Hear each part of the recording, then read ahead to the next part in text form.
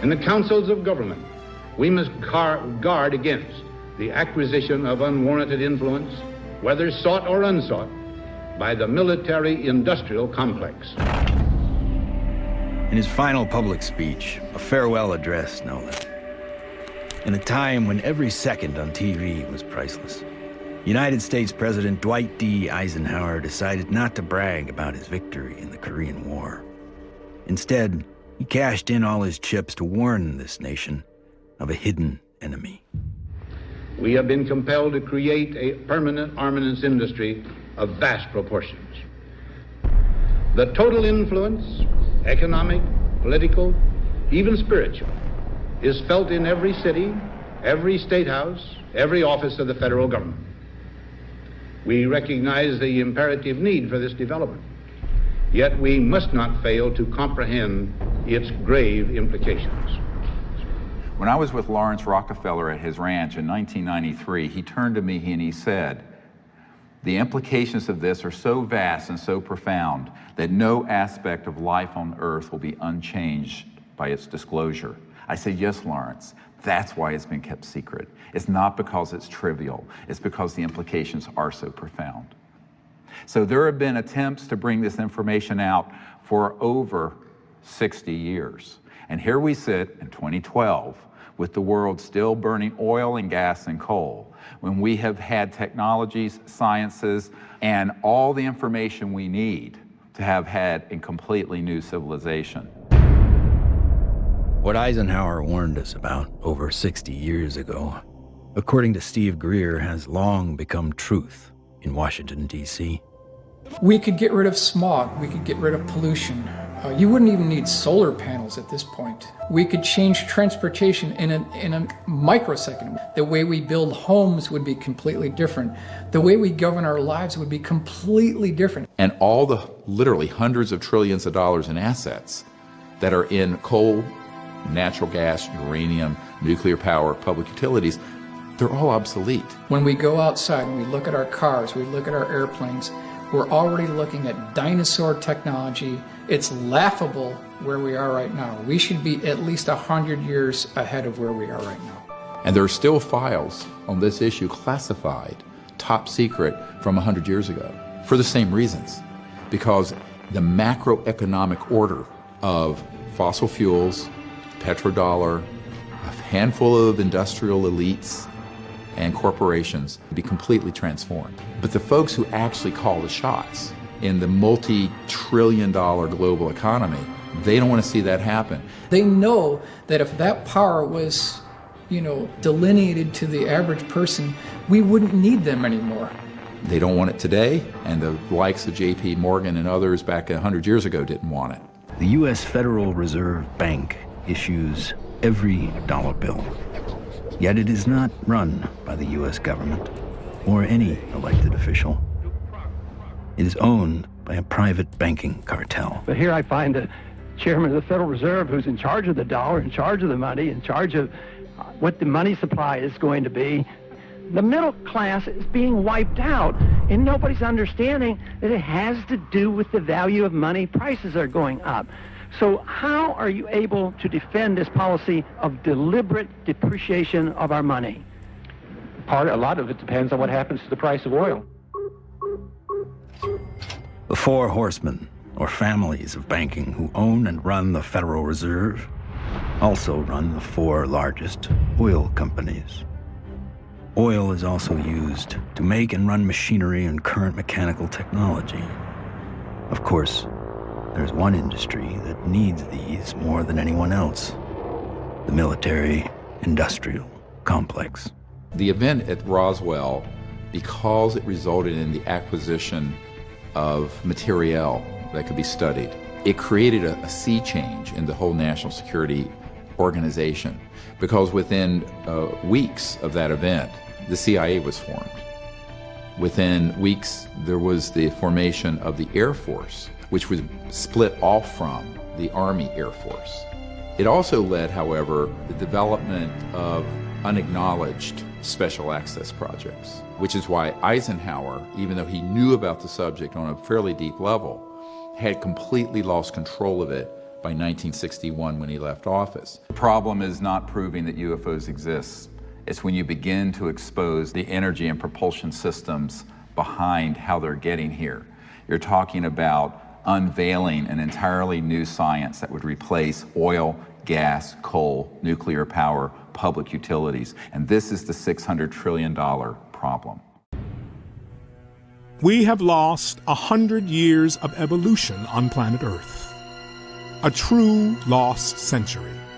Huge progress was made in the 1920s as Nikola Tesla developed energy generation technologies that could power the Earth, drawing endless free energy from the so-called empty space around us.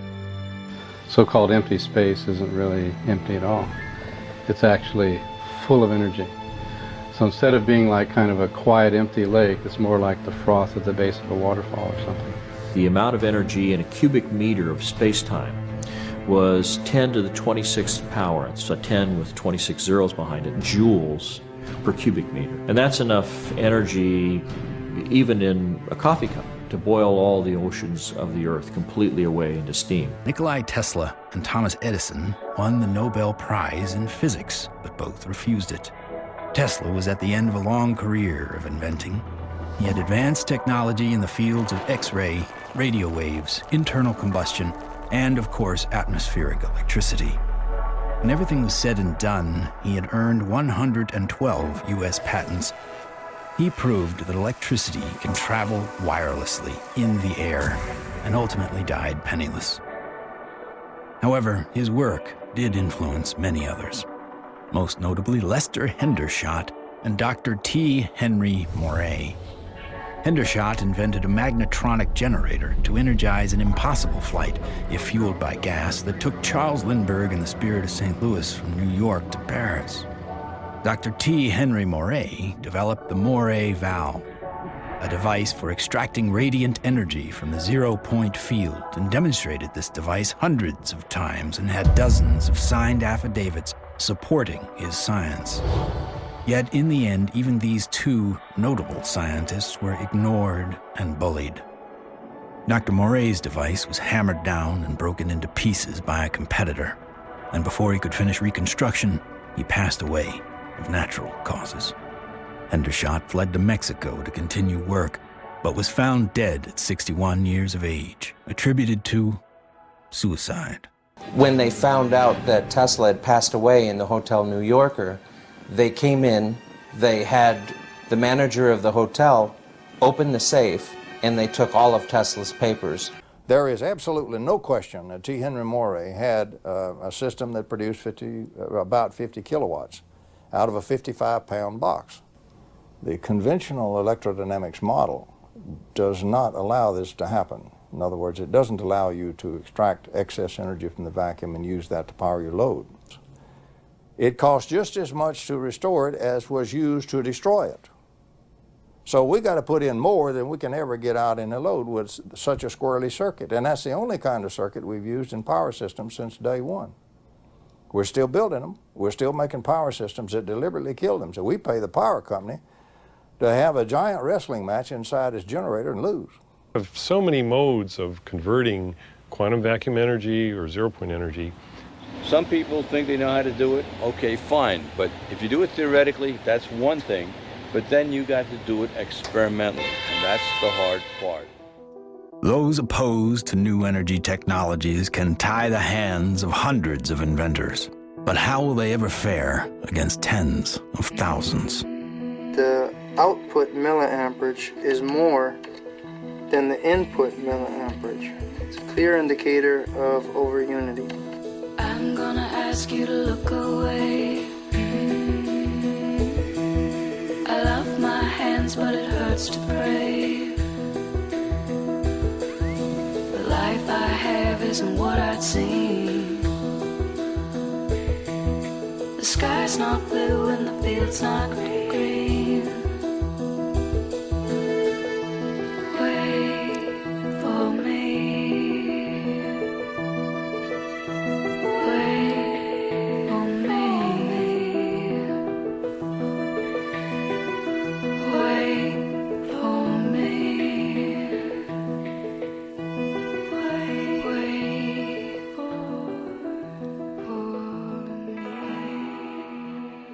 local inventor has discovered a way, hear this, to use water to run your car.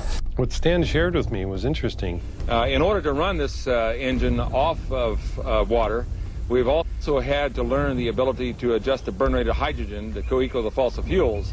So he applies for a patent, and then he gets a call from actually a visitation by two guys from the Pentagon. The Pentagon flew a lieutenant colonel in last week to look at Meyer's invention. There is talk of possibly using it in the Star Wars defense program and to run Army tanks.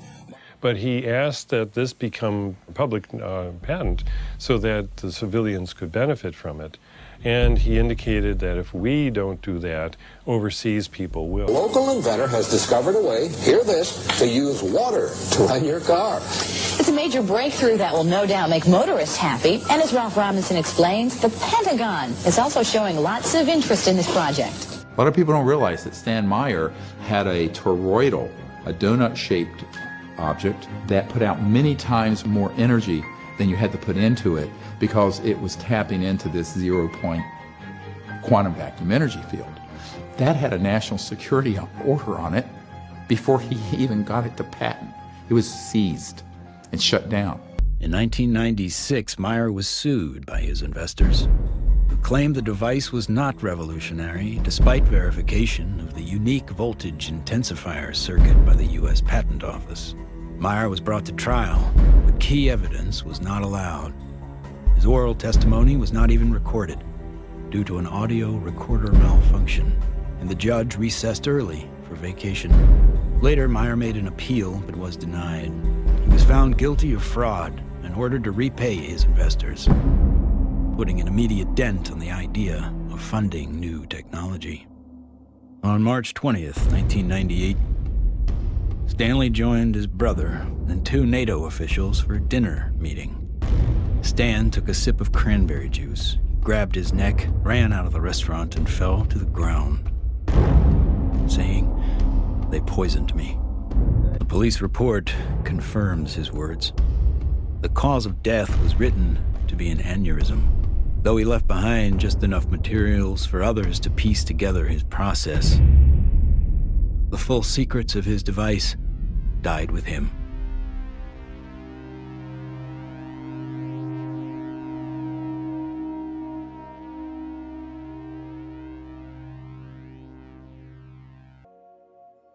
Unfortunately, when you start to deal with inventors who have anomalous results that seem to be over unity, paranoia seems to accompany that process. And John Searle's famous for having a circular magnetic device that has both energy and propulsion built into one unit. And the electric company felt that this guy was stealing money, took him to court, went to jail, his house caught fire, and all of his property and all of his designs burned.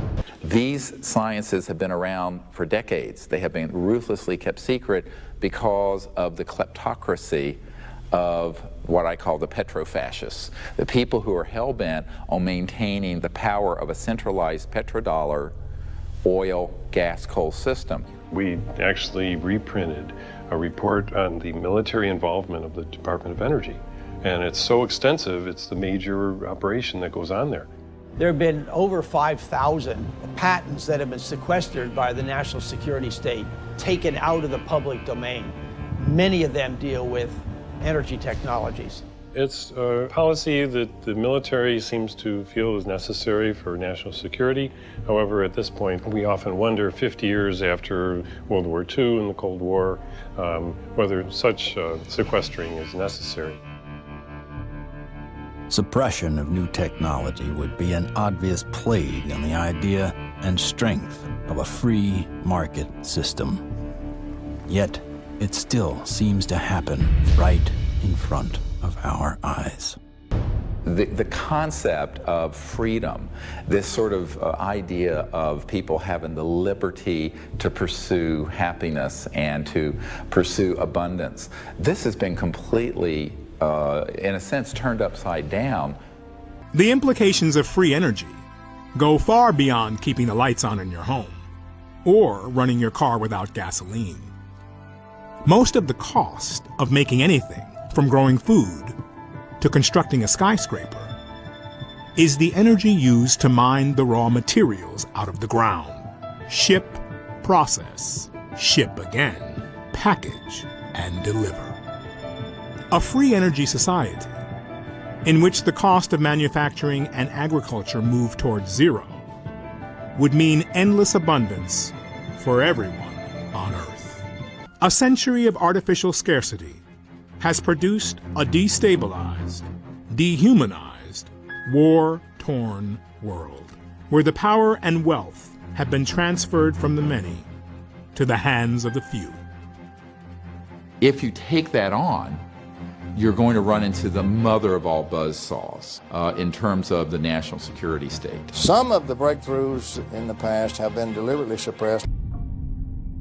One of the most important of all the meetings was with CIA Director R. James Woolsey. Here I fly up to Washington. The cover story was a dinner party. One of the things that I found was that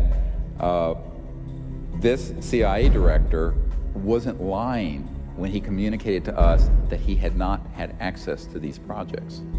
He was shaken to his core.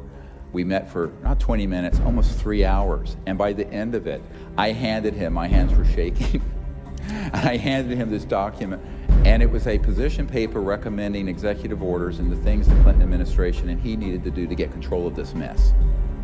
And he looked at it, and he looked at me. He says, yes, he says, but how do we disclose that which we have no access to? Dr. Greer approached many D.C. officials in an attempt to gain an audience. One of the people who took him seriously was former CIA Director Bill Colby. If there's truth in it, there can be a danger in that situation. We've seen that happen in other cases. I said, you have to consider the possibility of some danger to not only your reputation, but to your person. I mean, people do react rather violently to some kinds of charges, or particularly if they're true.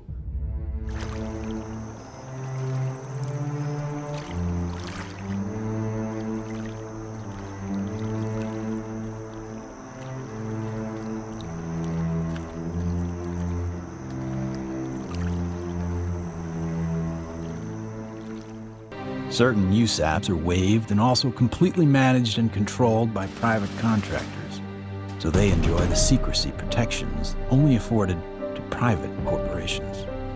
There is virtually no high-level government oversight for these types of USAPs. In many cases, no elected official, including even the president, have knowledge a particular USAP even exists. Between 1947 and 1949, the government passed the National Security Act and the CIA Act. These laws allowed the intelligence community to withdraw money from any agency without disclosure. Essentially, money could be stolen from any program, and no elected official would ever know about it.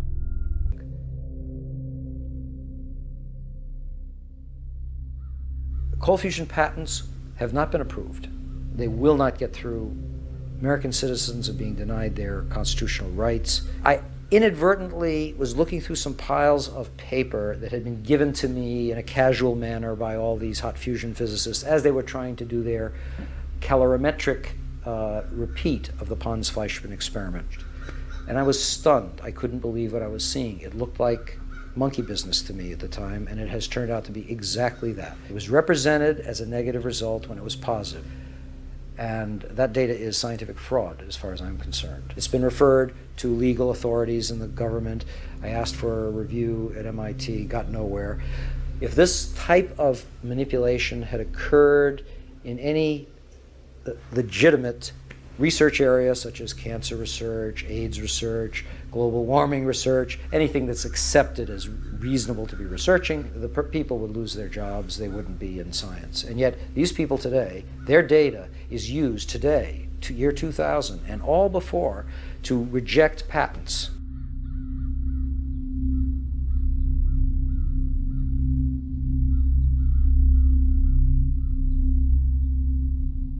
Yes, there is serious criminal activity going on that ultimately must be rooted out. On June 28, 2001, 3 months before the 9/11 attacks, William Cooper made some unbelievable predictions on a radio broadcast. He stated that an attack on American soil would be blamed on Osama bin Laden before bin Laden was infamous or well recognized at all. Cooper was found shot dead in his home 2 months after the 9/11 attack. It is hard to concretely prove that 9/11 was a false flag attack because the people behind it are so good at covering their tracks, especially with the compliance of mainstream media. If you had trillions of dollars, you'd be pretty good at it too. The adversary is closer to home. It's the Pentagon bureaucracy. According to some estimates, we cannot track $2.3 trillion in transactions. $2.3 trillion in transactions.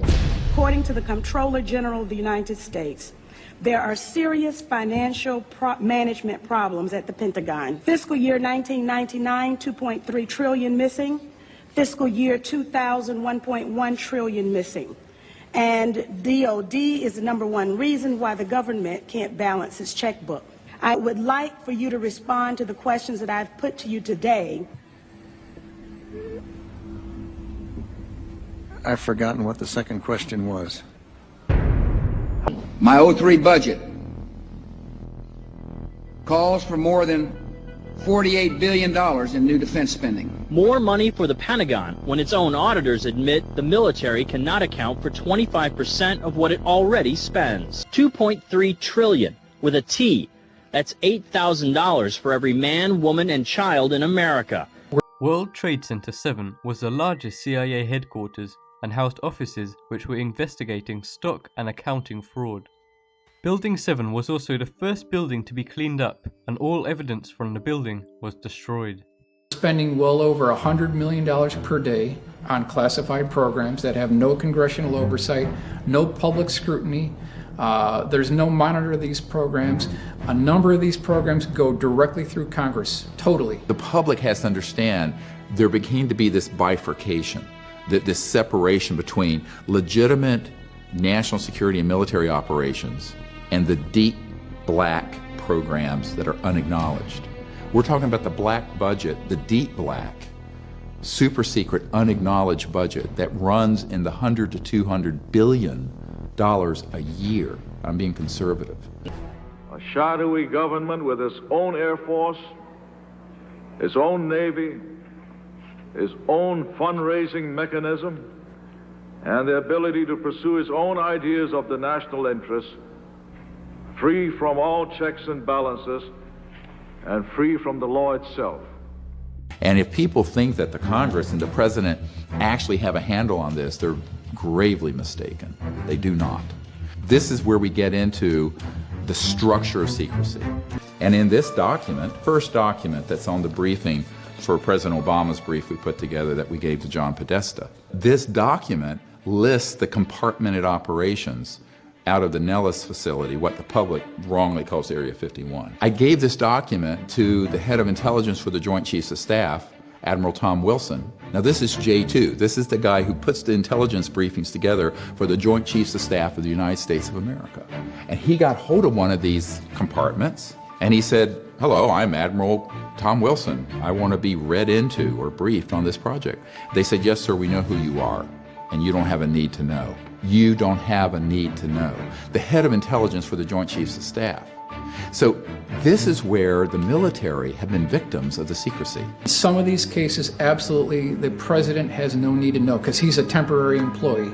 He's strictly a temporary employee. He does not have a need to know on some of these deeper black programs within the Skunk Works, within the Boeing Phantom Works, and also within the Black Widow Group of Northrop. What do you do? Do you talk to your congressman? Do you write your senator? Do you march on the White House lawn? What good is that going to do if the people who run this government don't have access to the programs? They're not cleared for it. So that's just not the direction to go. Based upon what Jimmy Carter has said and based upon what Bill Clinton has said, that they were refused this information. I believe that is unconstitutional for them to refuse to give the information to the President of the United States. People who did not agree with this extraordinary secrecy and made trouble for them, ended up having horrific things happen. He was talking about being erased. And I said, man, what do you mean erased? He said, yes. He said, you will be erased.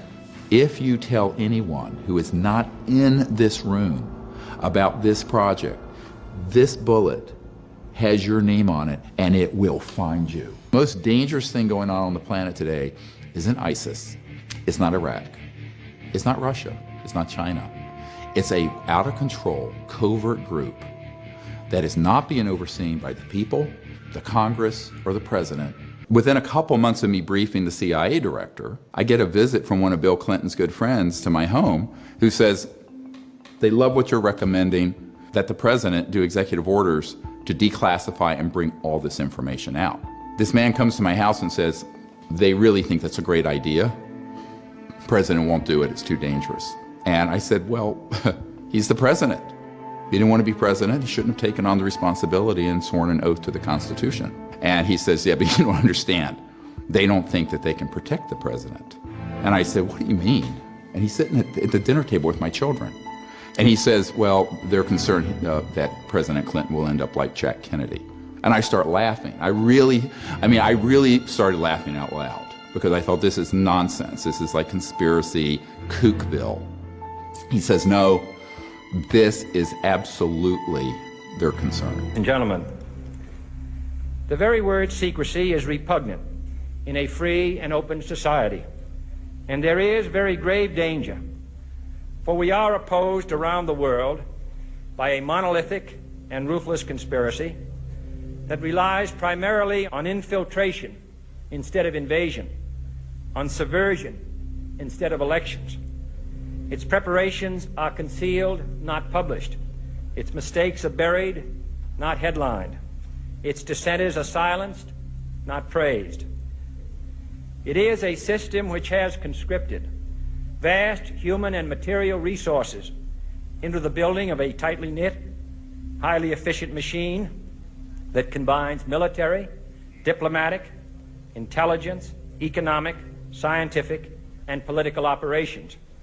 And we are, as a people, inherently and historically opposed to secret societies, to secret oaths, and to secret proceedings. So these unacknowledged special access projects do not care what your rank and position is. They care about one thing. Will you go along with their agenda? The aliens won't let it happen. You reveal all their secrets. They exercise strict control over us. Now, you know, there are a lot of people that are going to examine your facial expressions here, every twitch, everything, and say, and of course, so did you look? Did you see? Did you explore? I can't reveal anything. Oh, really? Because President Clinton said he did go right in, and he did check, and there was nothing. Well, you know, that's what we're instructed to say. The structure of secrecy extends to the scientific and academic arenas, where a deliberate effort to spread disinformation has been going on for decades. From professional debunkers to CIA-funded committees, our trusted academics and scientists have been complicit in the secrecy. This is a document talking about the current program at the CIA. And it says that the PAO, Public Affairs Office, has relationships with reporters from every underlying major wire service, newspaper, news weekly, and television network in the nation. In many instances, we have persuaded reporters to postpone, change, hold, or even scrap stories that could have adversely affected national security. You are fake news. So every news agency, every television, radio station in the Albuquerque, Santa Fe area had our snitches in there. So we knew, and we paid them. We paid them good money. One of the reasons you get the people is you pay them, and that was controversial. That was somewhat controversial. Do you know of national media that have had? Oh, yes, yeah. I'm not going to name them. The corruption of the media means that you have then undermined democracy and our basic constitutional protections. Now, this has worked for 50 years. Why would they change it now? This is the technique they've used. Now, what's the purpose of this? The CIA has no mandate for anything domestic.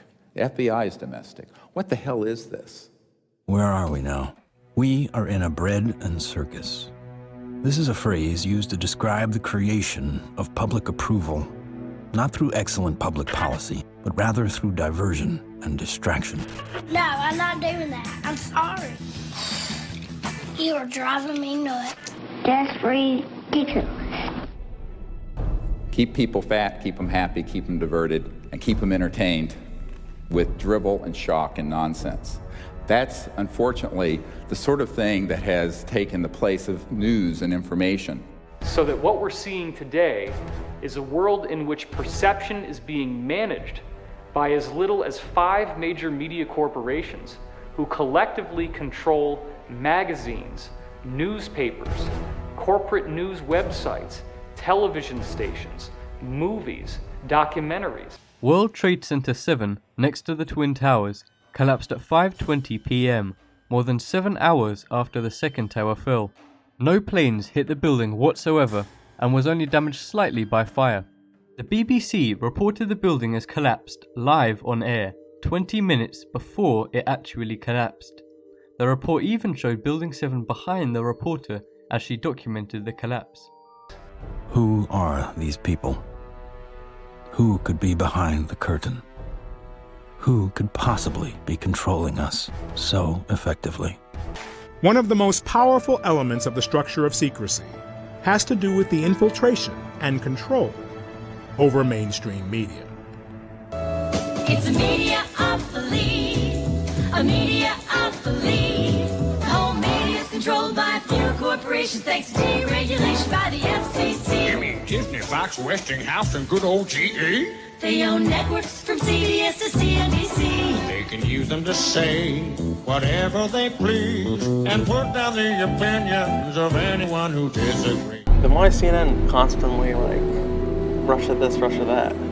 Because it's ratings. But honestly, you think the whole Russia shit is just like bullshit. It's mostly bullshit right now. Like, we don't have any big giant proof. I'm not going to give you a question. Can you state categorically? You are fake news. Because of the attack of fake news and attacking our network, I just want to ask you, sir. I'm changing it from fake news, though. Doesn't that undermine... Very fake news. I know, but aren't you... Even if Russia was trying to swing an election, we try to swing their elections. We're in our CIA and doing shit all the time. Fake news. We start our American Pravda investigations inside America's media with Part 1, CNN. Our goal is to expose the real motivations behind the decision-making process at our dominant media corporations. Fake news.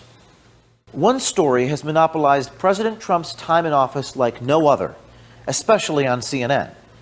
Russia. In fact, since the inauguration, CNN has mentioned Russia on their air nearly 16,000 times.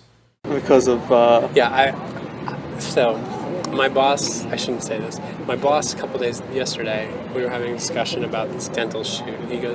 He's like, I just want you to know what we're up against here. And he goes, just to give you some context, President Trump pulled out of the climate accords, and for a day and a half we covered the climate accords, and the CEO of CNN said in our internal meeting, he said, good job everybody covering the climate accords, but we're done with it, let's get back to Russia. The CEO? Yeah. Oh my God. So even the climate accords, he was like, okay, a day or so, but we're moving back to Russia. So I understand it's all ratings, right? Oh, it's a business. It's a business. People are like, the media has like an ethical, but all the nice cutesy little ethics that used to get talked about in journalism school, you're just like, that's adorable. That's adorable. Yeah, this is a business. Especially cable news, you know. Cable news isn't the New York Times, and it's not even like NBC News. It's NBC News still gets 20 million viewers a night. Cable news is getting 1 million. So, like they gotta do what they gotta do to make their money, I think. And so I love the news business, but I find it so I'm fascinating. very cynical about it. At the same time, so are most of my colleagues. Yeah, it's like I'm not alone. I think that there are a lot of like liberal CNN viewers who want to see Trump really get scrutinized, and I think if we would have behaved that way with President Obama and scrutinized everything that he was doing with as much scrutiny as we applied to Donald Trump, I think our viewers would have been turned off. I think they would have thought like we were attacking him. But I think our viewers right now, and I'm not saying all of our viewers are like super liberals. I think there's just a lot of them, and so Trump's good for business, you're saying? Trump is good for business right now. But honestly, you think the whole Russia shit is just like bullshit? Could be bullshit. I mean, it's mostly bullshit right now. Like, we don't have any big giant proof. But then they say, well, there's still an investigation going on. And you're like, yeah. I don't know. If you were finding something, we'd know about it. The way these leaks happen, they'd leak it. It'd leak. If there was something really good, it would leak. Yeah. It would have leaked before voting, I would say. If anything was good out there, it would have came out already. Yeah, the leaks keep leaking, and there's so many great leaks, and it's amazing, and I just refuse to believe that if they had something really good like that wouldn't leak, because we've been getting all these other leaks, so I just feel like they don't really have it, but they want to keep digging. And so I think the president is probably right to say, like, look, you are witch hunting me, like, you have no smoking gun, you have no real proof. Their enthusiasm to report false news is getting the better of them. On Saturday, CNN imposed strict internal restrictions on all future Russia stories after they had to delete and retract a story that was poorly sourced. And yesterday, 3 CNN staffers resigned, victims of fake news. So where does that leave us? The American people are fed up with fake news, and a mainstream media they cannot trust. It's corporate greed, market pressures, managers without integrity, newsroom bosses without courage, journalists who don't even leave their desks. The very purpose of journalism is to expose the world for what it is, not to create false political narratives in order to make money. The American people are frustrated because they have nowhere left to go to get actual information. This is just part 1 of the CNN series. We have so much more that we will bring you on video as our American Pravda investigations continue. Every dishonest television network, newspaper, and social media company is now on notice. You're being watched. We're coming after you. And while the whole broken, rotten media machine may not come tumbling down, maybe they'll wake up.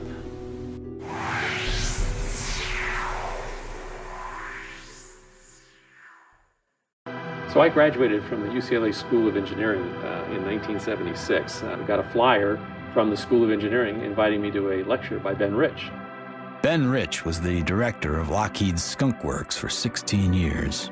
He oversaw a number of USAPs that were secretly managed at the Skunk Works, including, most notably, the development of the F-117 stealth fighter. Ben shared a slide set of about 40 slides of different things, starting with the U-2 spy plane, going all the way up to the stealth fighter at that time, mentioning that he couldn't talk about the other secret stuff. But when he ended his talk, he had a slide of a black disc zipping off into outer space. And he ended this talk with these words: "We now have the technology to take ET home."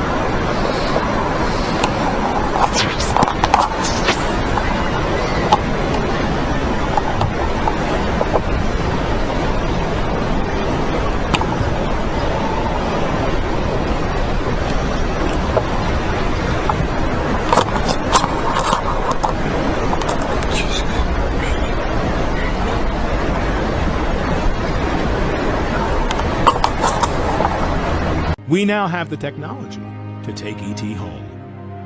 Ben Rich, CEO, Lockheed Skunk Works. It is being covered up, but probably not for the reasons you might think. Within the intelligence communities, they have something called ace in the hole technologies. So secret they didn't even talk about it. Oh, we have things flying in the Nevada desert that are 50 years beyond what you could comprehend. If you've seen it on Star Wars or Star Trek, we've been there, done that, or decided it wasn't worth the effort. So that's coming from Ben Rich. And in this document from the Canadian government, the matter is the most highly classified subject in the United States government, rating higher than the H-bomb. That was the most top secret doomsday weapon at the time in development. And the second item, B, flying saucers exist, period. C, their modus operandi is unknown, but concentrated effort is being made by a small group headed by Dr. Vannevar Bush. And then D, the entire matter is considered by the United States authorities to be of tremendous significance. What is more sensitive than the development of the hydrogen bomb prior to its detonation? The UFO issue. What they've done is they've formed this alliance among themselves of the industry that makes money by building war machines, the military that uses the war machines and justifies them, and then the intelligence community that is not really an intelligence community, it's a covert operations community, armed with military weapons and nuclear weapons, in that they're trying to push the boundaries now of establishing their dominion and full spectrum dominance over the planet. And from the very first meeting I had with the director of Central Intelligence, I didn't need to convince him that the UFOs were real. I mean, in fact, I pulled out all this dispositive evidence that Carl Sagan would want to see. And he said, I already know this is real. But I want to know why I, the CIA director, James Woolsey, and the President of the United States aren't being told anything about it. The why is always the hardest question to ask, and nobody asks it. The problem is not proving that UFOs exist. It's when you begin to expose the energy and propulsion systems behind how they're getting here. You're talking about unveiling an entirely new science that would replace oil, gas, coal, nuclear power, public utilities. And this is the $600 trillion problem. Technologies will change the macroeconomic system. Because visualize for a moment, you're at your home, all your power needs are being provided from one of these zero-point or quantum vacuum energy systems. Your car is running, never has to be plugged in. You then can have agriculture and manufacturing locally that has very little cost to it. And this is not just in the US, but in places that aren't yet developed, so-called third world or developing world. They're going to leapfrog right over the smokestack industries and go to high-tech, real high-tech, just like they've skipped over telephone lines and gone to smartphones. This will be a tide that will lift all ships. The world will be increasingly interconnected, and yet on the local level, be completely self-sufficient, every village, every home. And this is something that is the biggest change economically in the history of the human race. It's a big nut to crack, but I think that if you could do that, I think that people would stop looking at each other with a certain level of hostility like we do now. I guess it's kind of corny, but it's that bright future that I see that we could all attain if just a few things could be changed. A false flag operation, also known as a false indication and warning, is a military tactic in which you create the illusion of a threat, often by attacking yourself and blaming the desired enemy. It's proven extremely effective at uniting the public around a perceived threat. We did it in the Gulf of Tonkin in Vietnam, where we exaggerated, if not completely staged, an attack on our naval vessels so we would stampede President Johnson and the Congress into vastly expanding the Vietnam conflict to benefit, guess who, the military-industrial complex and the war profiteers. You can look at Iraq, concocted all kinds of false information about weapons of mass destruction, which Saddam Hussein did not have, and it was known in intelligence circles he didn't have, fracture that whole part of the world, and now we have ISIS. So we have to realize the machinations and manipulations that go on behind the scenes leave us very vulnerable. This is why it's time for the people to lead the whole ending of the secrecy and do the disclosure. wresting power from the hands of these powerful oligarchs and corporations is going to require a revolution.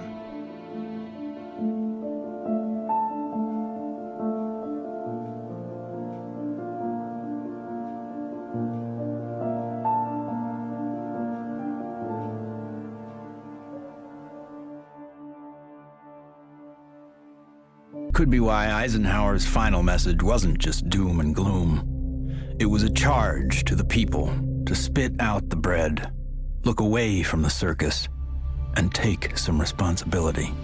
Only an alert and knowledgeable citizenry can compel the proper meshing of the huge industrial and military machinery of defense with our peaceful methods and goals. What we've come to learn is this. We are standing at the precipice of a new age.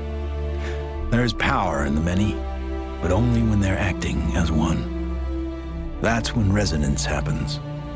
Whether joining together as a responsible citizenry against the forces standing to divide us,